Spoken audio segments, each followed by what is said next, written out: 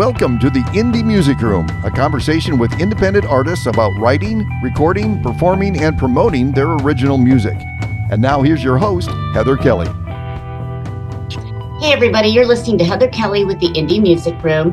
I can't believe it, but here we are. We're talking to the Artist of the Month for the month of May. I can't believe it's already here, May. But I want to introduce you. I know, crazy, right? I want to introduce you to somebody that I've met that I think has got a lot of talent. I like his music. It's got a really great feel to it acoustically. The words, everything's good, you know, and it's just great music. So here we go. All the way from Los Angeles, California, we have Matt Levy with a new release called Unfamiliar Things. Hey, Matt, how's it going? Hi. How are you? Good. Tell us a little bit about yourself. What's your, where you're from and what's your background? Yeah, I'm from Los Angeles. I was born and raised in Los Angeles. For the past, I want to say 10 years now, which sounds crazy because I'm only 25. I've been producing music for television shows, over here in Los Angeles. So I just recently decided to, kind of form my own group called Unfamiliar Things, and release a debut album called Unfamiliar Things. So, we're just kind of jumping in and doing it. I've been doing it for a lot of people for a lot of years, and I figured why not do it for myself? Well, that's really cool. I mean, you've got the background of what you need to do to help other artists. So what made you say you wanted to turn it into a personal project? Like what your attributes are and focus on your project. Tell me about that. Yeah, I initially started gaining the skills of producing music to produce it for myself, but I was so young, I hadn't kind of found my voice yet. Yeah. And it just so happened that I was able to apply those techniques that I had learned in producing music for myself, really for producing it for other people. Right. And, kind of honing those skills after that many years, now that I'm in my mid-20s and I was kind of able to figure out what I want me to sound like instead of, like a little kid making music, it was easy to apply those things back into my own music. So it was kind of a symbiotic relationship between my, professional world and really what my passion is. So that was just kind of an easy jump, to be honest. So, I think that's wonderful. I mean, you can do both. And, music, it's always good to have a little background in what do I want to say? Income stream. So it's always nice that you can do both. But I like the fact that you're kind of focusing on yourself. Do you play completely alone, or do you have a band that backs you up from time to time? What's your thing? So in terms of so right now live, I don't want to say I'm touring. That's kind of a weird word for what I'm doing, but I am playing a lot, and it's mostly in Los Angeles. I just honestly got the chance to open for Robbie Krieger from The Doors, and that was really cool. I'll be doing that again in a couple months. And so, but for all of these opportunities, I'm just playing with my guitar, which seems fitting because that's kind of where everything starts when I write music, is me and my guitar. When it comes down to, obviously producing it, if you listen to the album, you'll hear a lot of people playing on it. There's drums, there's bass, there are keys. I do have a band. I have my main guys that I call in, and if a gig got big enough, I always say, like, if it crosses a certain threshold, I'm bringing the band. But for me, right now, it's a lot easier to just kind of walk around with my guitar and plug in and play. Well, I think that's really intriguing because obviously I was a musician in a band for 10 years, and it started off just two of us as a duet, and then as it grew and it got bigger, we had a 5-piece band and opened up for national acts and stuff. So it was big, but I think it's really unique that you're doing it by yourself. You're going to create a name for yourself, and then everything else is just like sugar on top. Once your music is good, like it is, everything I've heard is, then you can start adding the people, for the big parts when necessary. Yeah, definitely. And I like I said, I have really cool people working with me. I mean, luckily I've met people through my professional career that have been able to kind of step in, studio guys and live guys alike. And, I write a good amount of music with my brother who helps on, some lyrics and production stuff. So it's a team effort, but I I do like to say, I mean, I'm kind of unfamiliar things myself, and yeah. Well, it's really interesting because this is your self-titled debut album, the full-length album. And Yes. it's interesting because you've got 10 songs on this, and they're all slightly uniquely different, unfamiliar things. Yeah. They're all, when I listen to them, I'm like, okay, I get where he's coming from on this one. But then you kind of switch it up and, so where do you foster your ideas, or where, how do you write your music? Well, like I said, it does a lot of the time come from just my guitar at first, and then I get these ideas, these fantastical ideas, where I'm like, we're gonna add this in, and then we're gonna have drums, and it's, some of them I'm able to scale back and say, wait a minute, we don't need all of that. And Right. some of them I just decide to go with it. Like, obviously for most people, we have a very big sound on that song. We have the entire band, and, I'm playing 3 electric guitars, and it's the whole thing. But something like Alternate Worlds is just me and my guitar. Beautiful. And I think that comes down to just, when I begin producing it, what I feel like it needs. Because I always just start with recording my guitar and my voice. And usually those 2 tracks end up being on the album. I know a lot of people will record that demo, then they'll record everything else and then be like, okay, now I'm going to do the real vocals. It's generally the fact that the first thing I lay down on vocals ends up being the vocal. Yeah. And my partner, aka husband, kind of not, but anyway, he's been an engineer for years and years and years. He actually had did like the beginning recordings for Slipknot and stuff, so we've got a wow. It's still the old analog thing, but when I showed him your music, he goes, man, he's got a voice, like a really cool voice. He really liked it. So thank you. He's just kind of like, okay, but this one he was like, okay, show me more. So I think you're onto something good there. I'm a big advocate for the fact that if something isn't happening with just guitar and vocal, it's probably not a great song,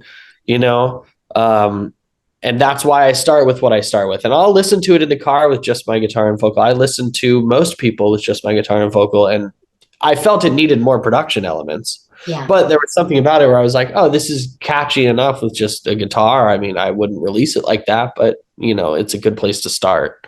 So let me ask you something, because this is something I've always struggled with. I've been approached with songs to sing that were, like you said, 1 instrument and a vocal. That terrifies me. I'm used to, I write on piano, right? So I play that, but I've always, how do you not feel afraid to just have almost like John Lennon's Yesterday, just a really intimate vocal and guitar song or something? How did you come across? Do you want me to be honest? Yes, I do. Yeah, please. Okay. If I'm honest, it's impatience. So with some songs, you'll notice that it'll be my favorite songs that will have the least amount of production. Mm-hmm. And that's because for something like Alternate Worlds, that was written in a couple minutes at a bar. And then the next morning I woke up and I recorded it. And then by noon that day, I had released it. Wow. As a single. And that it's straight up impatience of, I like this so much. I want people to hear it so much that I'm not going to wait to bring the band in. I'll text the band. Like, I'm free in a couple weeks. I'm just, no. All right, fuck it. It's an acoustic song. Exactly. Yeah. And there are some songs where I've been able to sit on it a little more, Most People and, Trick of the Light, things like that. I love those songs. Yeah. They're not my favorite songs, which is why I was able to kind of come at it from a lens of, well, let's do this up and let's make it a fun production. Alternate Worlds and Marker are 2 songs that I really love, and they were just easy to sing, and I just wanted people to hear them, so I just put them out, and then they ended up being that. It's so awesome. Speaking of Alternate World, that's the first song we're going to play today. So tell me a little bit about your thoughts when you created that song. We'll give our fans a listen, and then we'll be back right with you. So tell me a little bit about Alternate Worlds. Yeah, Alternate Worlds, man.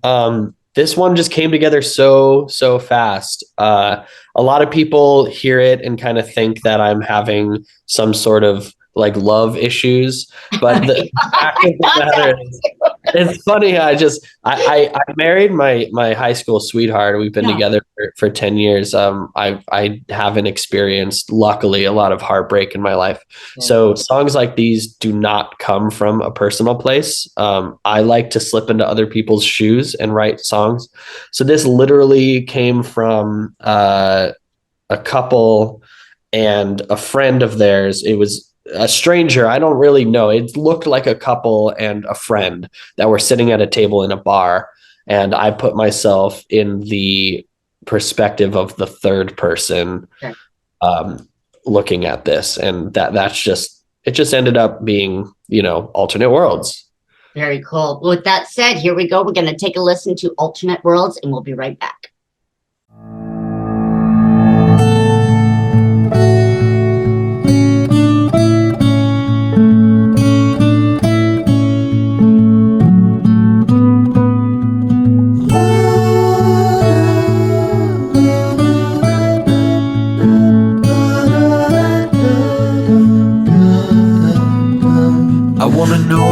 Black spots that float into your eyes when you look at the skies for too long. Crawl under your skin just to feel like I'm in on the secrets you keep from us all. So what are you hiding? And why are you hiding in this place to die? The glimpse that you showed me, that moment of knowing I've never felt so alive. But now my mind races with pictures of places from alternate worlds where you're mine.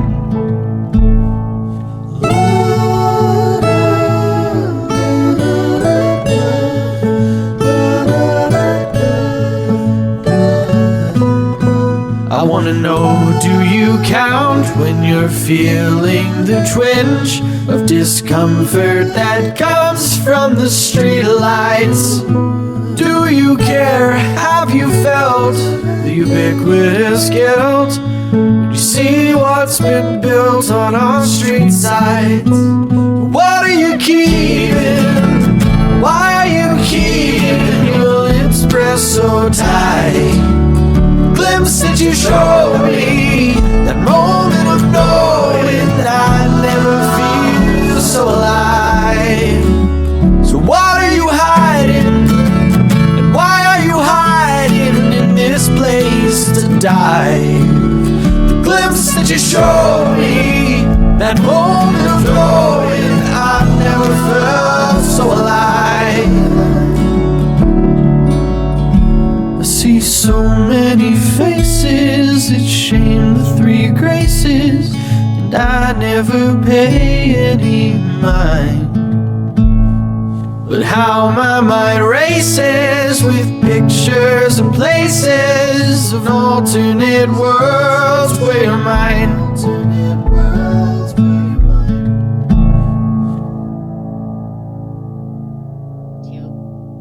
That was Alternate Worlds. And, I was looking at some of your touches with fame, but I mean, again, you mentioned Robbie, the studio, the founding member of the Doors you've been able to work with, and also, Gene Grimaldi.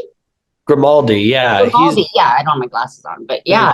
He's very impressive. There was something about these songs where they sounded good. I'm a mixer and I love to mix my own music, but there was something about it that just wasn't, I would play it back to back with Death Cab for Cutie or the Decemberists, and there was just something texturally about it that was not right. And I asked my drummer Tig Moore, and he was like, "Well, I'm friends with Gene Grimaldi." I'm like, "Well, there's no way we're gonna get him to like do it." And we called him, and he said, "Yeah, send it over." And he did it literally the next day. Hey, that's awesome. That's awesome. Yeah. He's like worked with other people. Had credits with Sting and God. Yeah. He's been in the business, so yeah, that's really a good connection. Absolutely. Yeah, he's definitely incredible. Yeah, tell me about your recording. How do you go about doing that? So I record most things in my bedroom.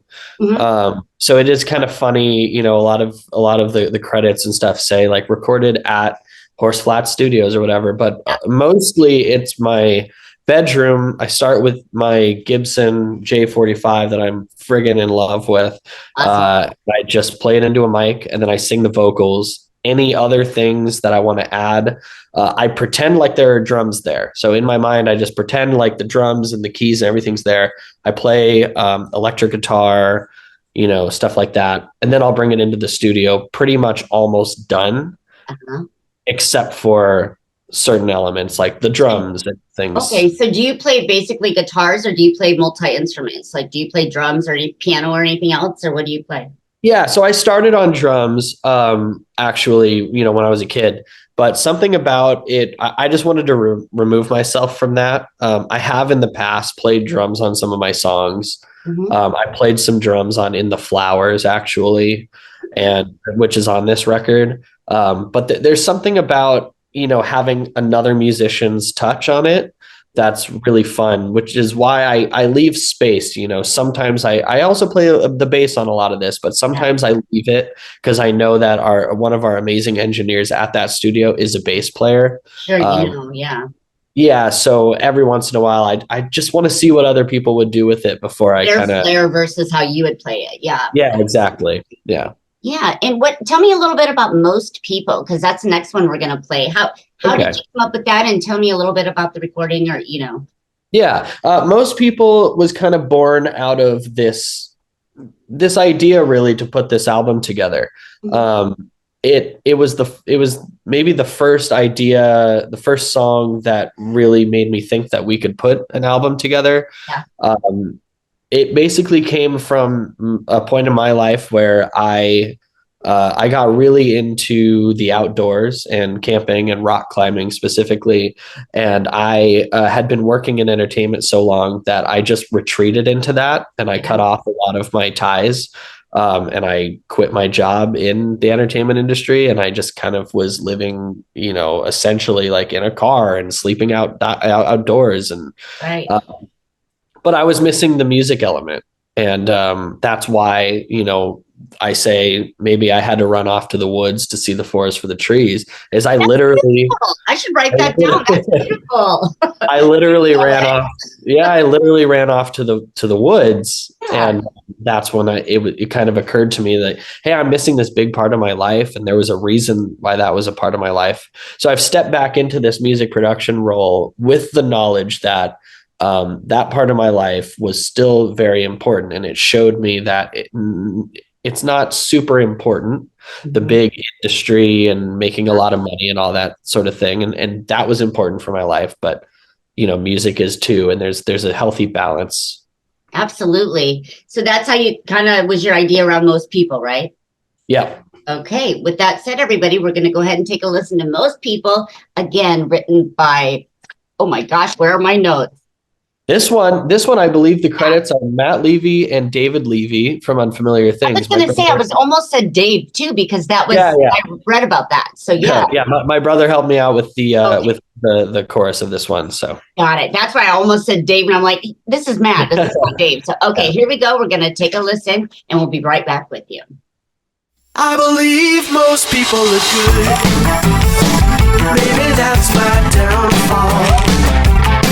Cause if pride goes first, do you think I can stay on the wall? Cause my ego's stripped to the wood. Maybe that's alright now. Cause if I kept up, I'd be told who I was anyhow. Maybe I had to run off to the woods to see the forest for the trees. Maybe I had to put off what I could to see them stay.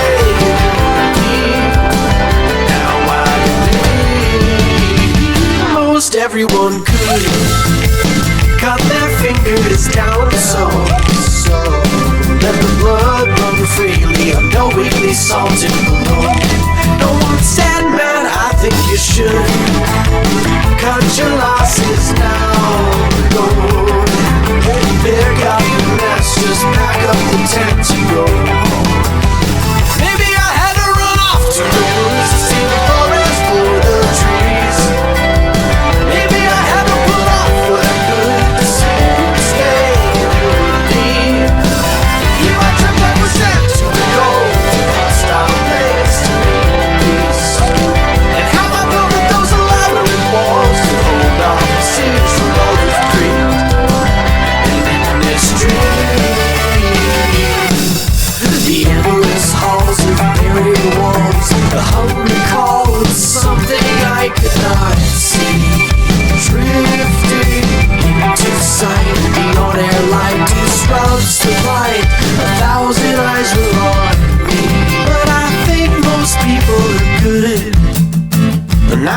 that's my downfall.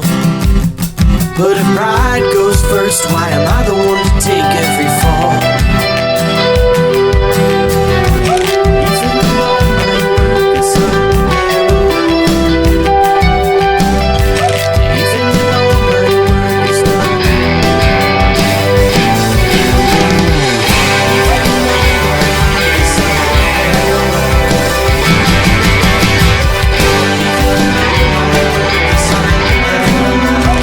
maybe I had to run off to the woods to see the forest voice the trees.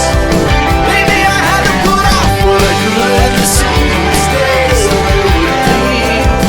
Maybe I had to run off to the woods to see the forest voice the trees. Maybe I had to put off something good let the seasons wait for me. Now I believe most people are good.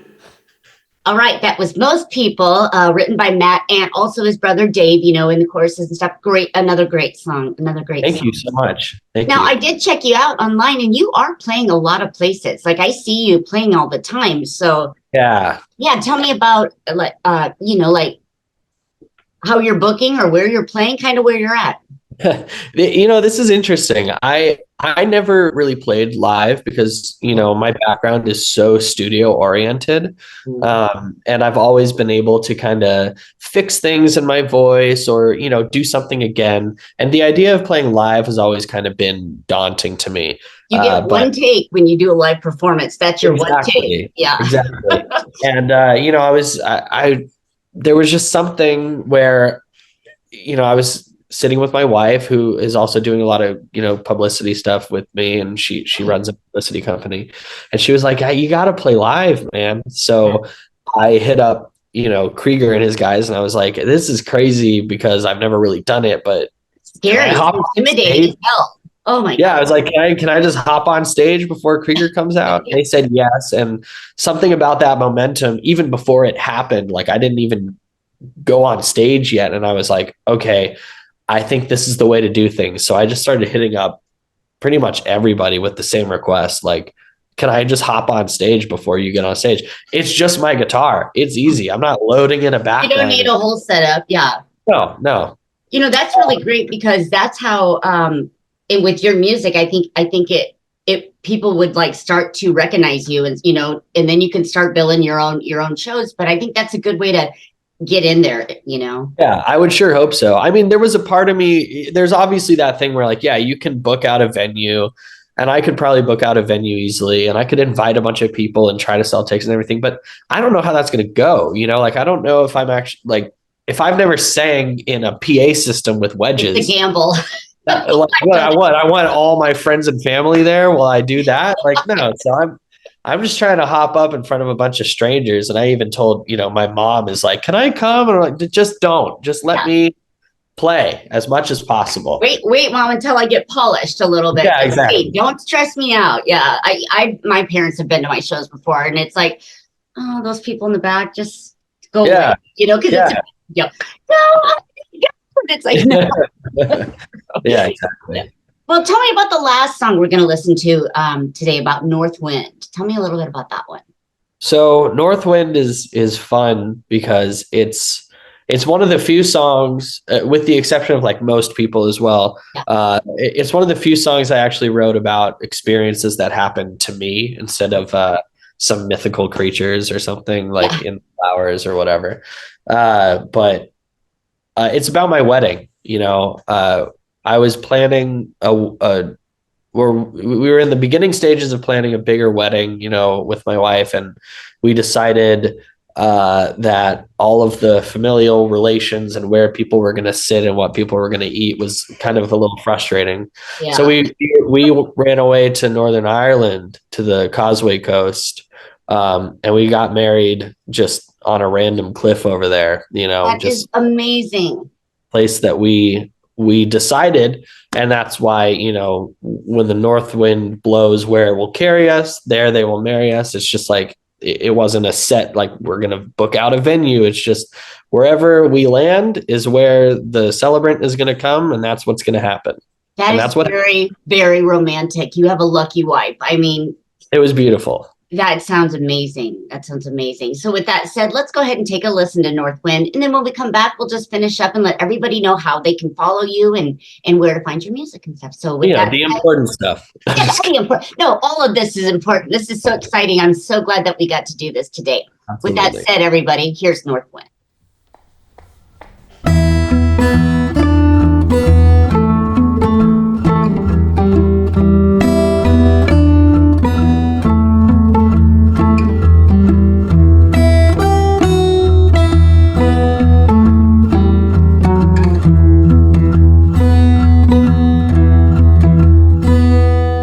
Meet me on that causeway coast.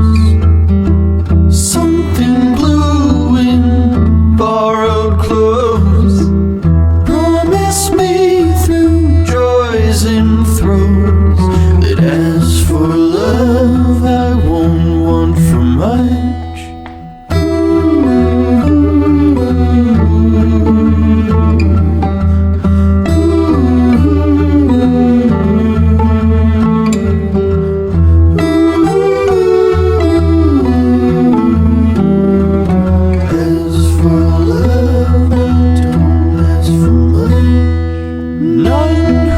Tread this earth abode.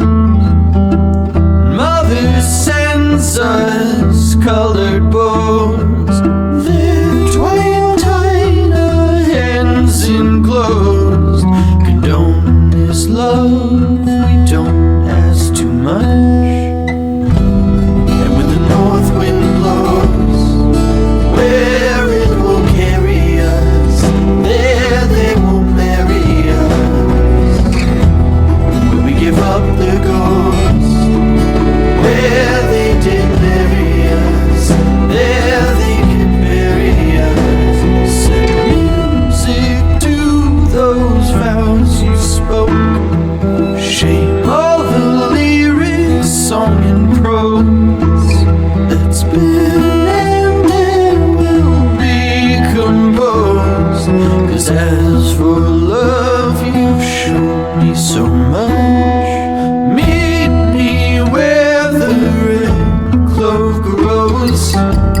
Desperate highs and breathless lows. Evening hair and linen rose. As for love, you won't want for much. And when the north wind blows, where it will carry us, there they will marry us. When we give up the ghost, where they did marry us, there they can bury us.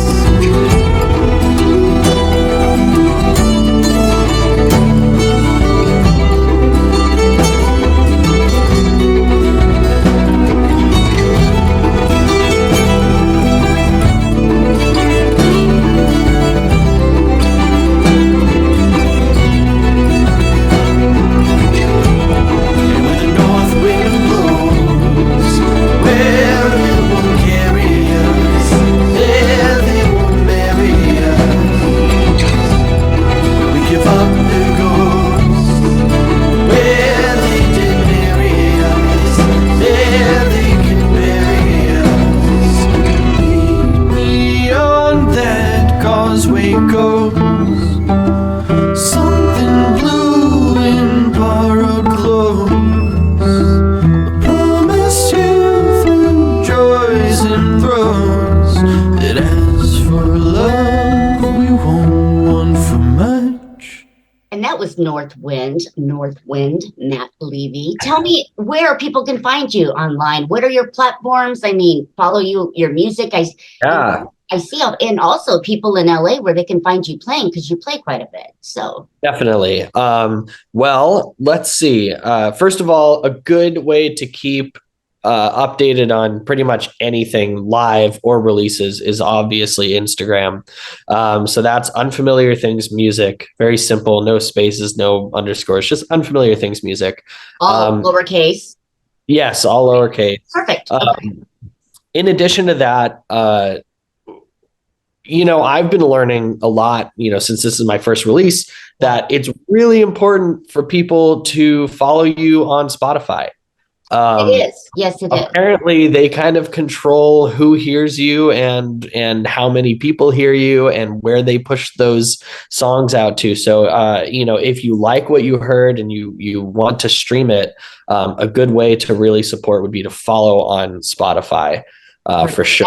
That's what I was watching everything on. So, yeah. I found you on Facebook. I liked you today, but do you really use Facebook anymore, or is that kind of like not really? The Facebook channel, I don't even know what to call it. The Facebook page is literally just, I think it just posts whatever I post on Instagram to Facebook. You have them linked so that they're linked, and I've never tried to grow that, so it's pretty sleepy on there, if I'm being honest. I am 47. You're what? 25. Okay. But you do not look 47. I have my daughter. My oldest daughter is 29. So when you said that, I went. Okay. But thank you for the compliment. But anyways, Facebook's kind of a thing of a past. We'll make sure that I have all those links, because we'll look at that as we post it. But any last words? Any shows coming up that you want to share? Well, in July. See, this is unfortunate. The only thing that I have past May at the moment is in July on the 1st and 2nd. I'll be playing at the Whiskey with Krieger, who's going to be playing the Doors catalog. Okay.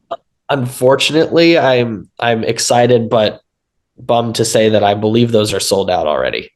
Oh, okay. Well, that's a good thing, but I know there'll be more in the future. So there will be. So definitely follow on the Instagram, follow on the Spotify. You will see if anything pops up. I'm first to share, and that's very exciting. I have music coming out already. I'm always working on new music, much to my strategist people's dismay. I get it. I totally get it. When you quit, you're not moving forward. So I as a what do you want to call it? I guess I'm a lifer musician. So for life, I'm not going to quit. But with that said, make sure you send me any new releases you have or any music, and keep in touch so I can help support you on your journey. Love it. It's so nice to meet you. And with that said, everybody, thank you for tuning in to the Indie Music Room with yours truly, Heather Kelly, and we will be back next month with another June episode. Matt Levy, pleasure to meet you. It was my privilege. You too. Bye. All right, take care. You've been listening to the Indie Music Room with Heather Kelly. Be sure to listen every Saturday and Sunday right here on FortDodgeRadio.com and subscribe for all our past and upcoming shows. The Indie Music Room is a production of FortDodgeRadio.com.